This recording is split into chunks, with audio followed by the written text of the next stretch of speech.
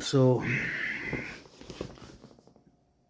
in this video I want to talk about what caused my insomnia and kind of warn people on the danger of herbal supplements. um, Now I'm not sure it's 100%. Some of my insomnia was caused by herbal medications. um, could be um, because herbal stuff can affect your hormone levels, um, and that could affect your mood, and it could affect your sleep eventually. And once you get into a sleep problem, it becomes a vicious cycle, and then insomnia will continue will continue for so many years, and you will feel like you don't have control over it. Um, so how did it start? As I said before, I used to do the night shifts. Um, the night shift is something I've done for 2 years. I started to experience some sleep problems during the night shift, but it wasn't a major. I would say it was still not that bad. After doing 2 years of night shift, my sleep was about 5, 6 to 7 hours. It varied, but I would say 5 to 6 and 7 hours. So every day is different. Some days I get 5 hours, some days 6, some days even 7 hours, which was enough in my opinion. Compared to now, like, it was not that bad. And then I asked my work, like, I'm having sleep issues, I need to change my shift. So they gave me the afternoon shift. Within 1 week or 2 weeks of the afternoon shift, my sleep has improved. So I 2 to 3 weeks, I think, 2 to 3 weeks of doing afternoon shift, my sleep was about 8 hours, or even sometimes more than 8 hours. So it was getting better until they start giving me some site where it was more physically demanding, more physical labor. So I was always walking. Um, so it became more intense, physically exhausting. And at that time, I noticed my sleep was slipping away a little bit. So I started to sleep about 6 hours, 7 hours. Not that, I mean, still was not a big deal. Still was not that bad. For the first year of hard physical labor, doing that job, my sleep, I would say, was still good. Until, I mean, I was still struggling because sometimes 5, 6 hours still enough, right? So slowly, I was slipping away. My sleep was getting worse, slowly. But what tipped it off, what made it really bad, is when I started to experiment with there are two things that made it bad. I started to experiment with herbal supplements. So I was taking about 10 to 15 supplements per day almost. I didn't take it right away, 10 to 15, but slowly, like gradually, right? I started with maybe vitamin A, then I added vitamin C, then I added vitamin D, and then I added some other stuff, curcumin and all that stuff. Slowly start to add up, and I end up having about 10 to 15 different supplements per day. At that time, I started to notice my sleep was slipping away even more, and it's starting to get worse and worse, until eventually I started experimenting with sleep medications. So I'm like, I'm taking all these 10 supplements per day. Now it doesn't, I should probably try some sleep medications, supplements, right? To help me sleep. Um,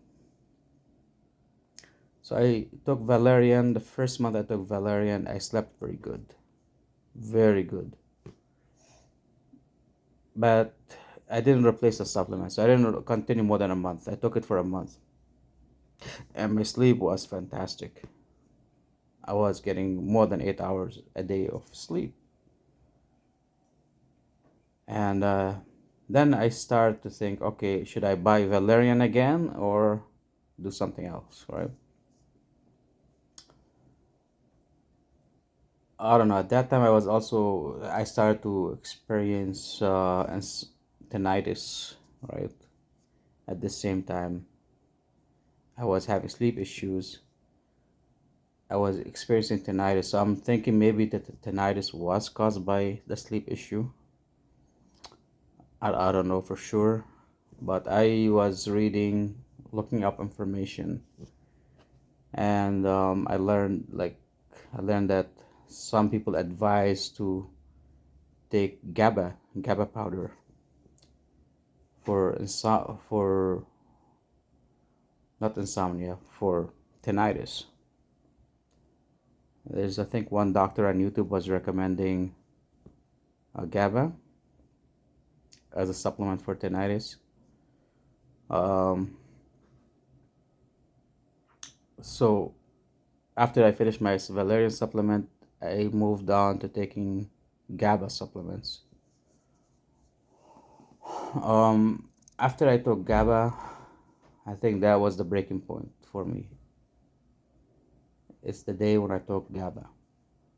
Now, it may not be GABA itself, it could be something interacted, I don't know, because I was taking other herbal stuff too. Um, I don't know what really caused it, 100%, but because I was taking other supplements with it, like as I said before, like vitamin C, vitamin D, vitamin K, um, curcumin, garlic, like all these fish oils. So I was taking multiple supplements. Um, and then I started to take GABA along with it. The time I use GABA, I start to have really bad insomnia. Like, I think the GABA started it. I'm not really sure. But because when I introduced GABA, that was the time when my insomnia became really bad. Really, really bad. I mean, it was still bad before, because when I took valerian, it improved it went from 5 to 6 hours to 8 hours or more of sleep. But when I stopped taking the valerian, my sleep was came back, become worse. So I was only sleeping maybe 6 hours, 5 hours again, but still enough. Not like to the point where I have to be concerned about it. It was still enough, 5 to 6 hours, sometimes seven. It was still okay when I was taking the valerian. Like after I stopped taking the valerian, it was still okay. It was not really that bad.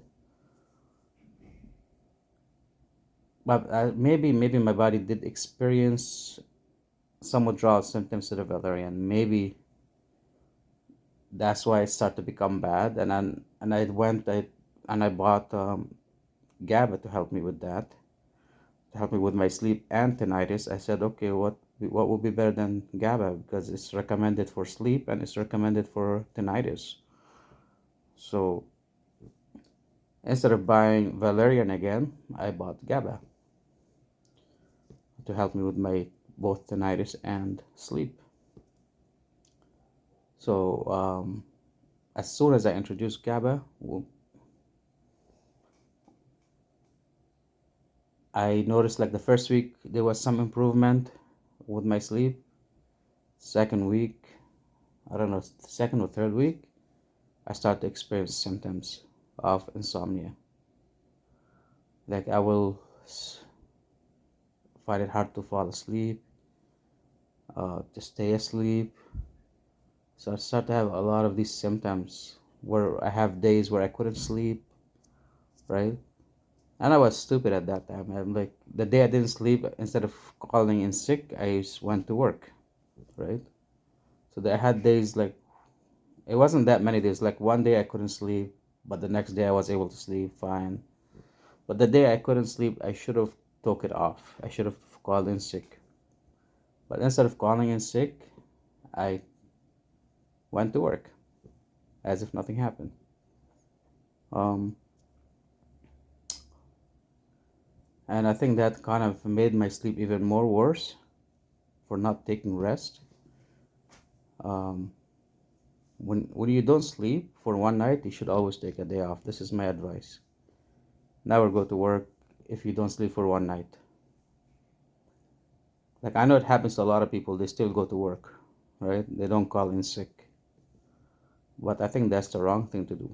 If you ever have insomnia or you don't sleep, not insomnia, not necessarily insomnia, if you don't sleep for one night, it could mess up your sleep schedule for so many months to come because sleep problem is a vicious cycle. So one night of not sleeping and overexhausting yourself at work is going to make your sleep the next day worse. And if you the next day sleep is not good, and it's gonna make the other day also not good. So it's gonna be a vicious cycle. So slowly I started to slip away my sleep. Slowly. Eventually I came to the point where I was having 2 to 3 days no sleep. I was panicking, like I don't know what's going on with my body. Um, yeah, I would go for 2 to 3 days no sleep. And eventually I'm like, no, I have to see a doctor now. Now this is a medical emergency. I'm thinking of it, and at that time it was a medical emergency. Man. But my doctors didn't see it as a medical emergency. The hospitals, my family doctor didn't see it as a medical emergency. The hospital didn't see it as a medical emergency. I was looking at it as a medical emergency. So whatever they offered me as a solution, I took it because I was thinking of it as a medical emergency. 3 days of no sleep, that was very scary. Um, so they gave me some psychiatric medications. It helped a little bit, like quetiapine was helping for a few weeks, and then it stopped working. Then they gave me Zob. Then I go to another doctor, and I think I was given Zopiclone. It worked for a few weeks, then it stopped. No, Zopiclone was only 10 days, I think. Tried Trazodone, I tried SSRI after that. It started giving me panic attacks, so the panic attack made the situation even more worse. Like I didn't have panic attack prior to taking any psychiatric medications. I believe panic attacks was caused by the psychiatric medications. Prior to that, I didn't have any panic attacks. So the panic attack made my sleep even more worse. Psychiatric medications made it more worse. And the reason why psychiatric medications made it worse because my body will start to become dependent on these medications to fall asleep. And secondly, they were causing panic attack. So now my insomnia went from bad to very, very bad. Yeah, within a few months. Now I have to go work a physically demanding job with no sleep. And I've done that for now almost a year, and my sleep problem hasn't been fixed. It's been a year of bad insomnia, very bad insomnia, where my average sleep ranges from 1 to 4 hours max. I don't have more than 4 hours. Majority of the days is between 1 to 4, but sometimes it's only 1 to 2 hours. Yeah, I rarely get 4 hours. When I get 4 hours, I'm happy. Like I'll be like, oh yeah, I slept well. Even 4 hours, I'm very thankful for it. I'm like, oh yeah, I slept very well. I got 4 hours. So that's why I warn people not to take any herbal supplements. If you don't need it, don't take it.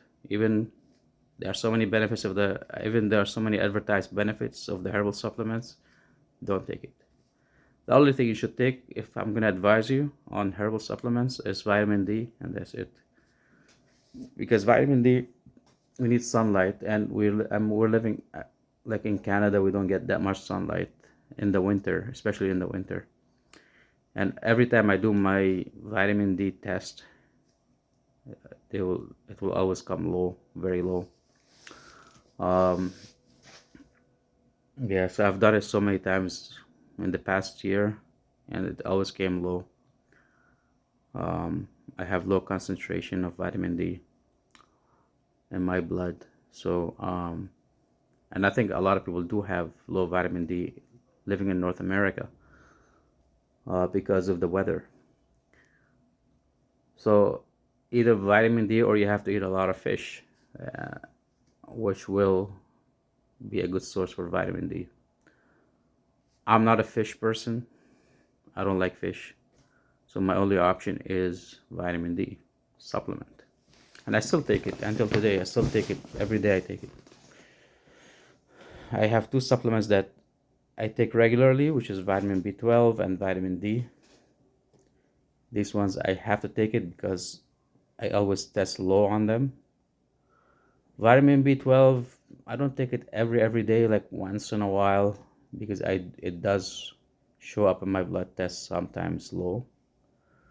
I think my body doesn't digest it very well from the diet, so that's why B12 is something I need to take regularly. Not every day, not necessarily every day. I take it regularly, maybe once in a week, once every 2 weeks, or once in a month. I'll pop in one pill of vitamin B12. Um, and sometimes I don't really take it for a long time, for 2, 3 months I don't take it until I do a test. If my test comes normal, I don't take it, right? Well, if my test for B12 is not normal, then I start taking it every day. Yeah, so, but vitamin D, I must take every day. I must, because of the sunlight. If you don't, I don't spend time outside that much. I cannot spend time outside that much because of my work. And so and the weather is always not good in Canada. It's always cloudy, except in the summer, of course. Majority of the time, which is very short. Summer is not too long in Canada, so uh, majority of the time is cloudy and depressing. So you need vitamin D. If you live in Canada, at least you need it. Other than these two supplements, I would not recommend any other supplement to take at all. I don't care how much benefit they bring. I don't care what they're good for. Don't take it, because supplements can affect your hormone levels. And if they do affect your hormone levels, they could cause insomnia. Anything that could mess up with your hormone levels could affect insomnia. Let alone they could cause liver damage, some of them, you know, kidney problems. They could cause all sorts of problems. So I definitely don't recommend any herbal supplements. It's a multi-million-dollar business designed to waste your money under the false promise of health benefits, which maybe don't exist. Um, your body is the best. Um, your natural body is designed to solve a lot of health problems on its own. You don't need a doctor, you don't need medications, you don't need supplements. Herbs are only good if you know there's a problem and you want to fix it, and there's no way your body can fix it on its own. Then you could take herbal, experiment to see if it can fix it. But otherwise, don't even try. If you're healthy, you don't need it, don't take it. That's my advice. Unless you're sick, you have an actual illness, and you want to fix it naturally, then okay, maybe it will be worth trying some herbal stuff. But nothing comes without risk. Even herbal stuff are as dangerous probably as pharmaceuticals. They could be as dangerous. So this is my message. This is what I want to advise people. Like, you have to be careful. Some people, I know some people who took supplements, they got liver damage from the supplements. So, and it's irreversible. You can't fix it. You can't fix a liver. You need a transplant. For me, it was a contributing factor for insomnia. These herbal supplements. It was probably not 100% sure. Um, and of course, there's not only just herbal. Pharmaceutical caused my insomnia. Was a contributing factor to my insomnia. Like psychiatric medications, they made my insomnia worse. Herbal was a contributing factor. Physically exhausting job, stressful job was a contributing factor to my insomnia. So there's multiple factors. Not getting enough rest, not taking sick days off, not taking days off work was a contributing factor to my insomnia. So all these things cause my insomnia. And it's very hard to get it. As I said before, insomnia is a vicious cycle. So if you get few days not sleeping well, it's gonna affect the other days of your sleep, and it becomes vicious. Like, you cannot exit, you can't get out of it, because you do need sleep to make your hormone balanced. And if your hormones are not balanced, you cannot sleep well. And if you can't sleep well, you cannot make your hormones to be balanced again. So it becomes a vicious cycle, and you cannot get out of it easily. You may have insomnia for 10 years, 20 years, 30 years, all your life. It will consume your life, and all because of one stupid mistake you made in your life, right? So don't make the same mistake as I did, and don't take any herbal. You need rest. Take rest from work as much as you can. Don't overwork yourself. That's my advice. If you have a job, try to take as many breaks as you can. Find a loophole somewhere. Take as much rest as you can. Don't take any herbal stuff that you don't need. Unless you get a test that you have a deficiency something, don't take it. That's number 2. Number 3, don't take psychiatric medications. If the doctor tells you you're stressed, blah, blah, blah, don't take it. You don't need it, don't take it. So what, you're stressed? Your body can adapt to stress. This is my advice. It's up to you. You could do whatever you want with your body, but for me, this is my advice. Okay. You want to take psychiatric medications because a doctor told you you're stressed and you're depressed? Take it. It's your choice. But I don't advise it. I advise against psychiatric medications because they have a lot of side effects, and they could make your problem worse. They could even make anxiety and depression worse. For me, at least it did. I'm talking about my experience. And for sure, maybe other people too. Because the fact remains, psychiatric medications only work on a small number of people. That's a fact. That's based on scientific literature. It's not something I'm saying from the top of my head. They don't work on all the people that they take. That it doesn't work on all of the people, and they could have major side effects. So don't take psych medication, pharmaceutical. Don't take herbal. Take a lot of rest, and if you start having Sleep problem, try to fix it as soon as possible, because if you prolong it without trying to fix it and you think you're okay, most likely it's gonna become vicious cycle, and it's very hard to exit once it becomes a vicious cycle.